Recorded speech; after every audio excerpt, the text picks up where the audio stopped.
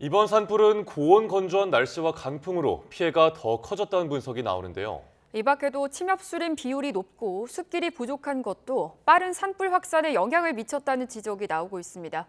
배민혁 기자입니다.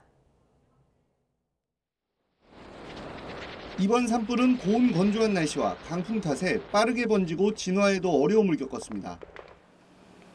그런데 이뿐 아니라 산림의 많은 부분을 소나무가 차지하는 것도 영향을 미쳤다는 분석이 나옵니다. 수십 년 동안 숲 가꾸기 정책을 이어오면서 척박한 환경에서도 잘 자라는 소나무 등 침엽수를 우선시해왔는데 물을 충분히 머금은 화렵수에 비해 상대적으로 더 빨리 오래 타 산불에 취약하다는 겁니다. 소나무 같은 경우는 송진이 있지 않습니까? 이 송진이 기름덩어리인데 그 주성분이 테라핀이라고 하는 휘발성 물질입니다. 실제로 피해가 가장 컸던 안동과 의성의 침엽수림 비율은 전국 평균을 웃돌아 50%가 넘는 것으로 나타났습니다. 그런 만큼 화렵수를 섞어 심어 불이 번지는 속도를 줄이고 나무가 빽빽한 곳은 일부를 베어내 빈 공간을 만들 필요가 있다는 지적이 나옵니다. 산불 저지선 역할을 해줄 수 있기 때문입니다. 이와 함께 진화 인력과 차량이 다닐 수 있는 숲길, 임도가 부족하다는 지적도 있습니다.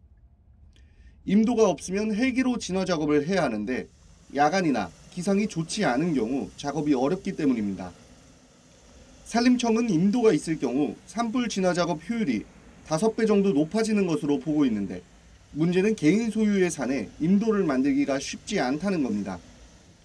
이런 상황을 개선하기 위해 임도의 설치, 관리 관련 법안이 발의돼 있지만 아직 논의가 더 필요한 상황입니다. 사인 같은 경우는 이제 부재 산주가 많다 보니까 그런 경우도 있고요. 개인이 이제 산주기 때문에 동의를 안 해주는 경우도 있거든요. 대규모 산불이 다시 반복되는 것을 막기 위해 산림의 구성과 관련 규정 등 대대적인 정비가 필요하다는 목소리가 나옵니다. YTN 배민혁입니다.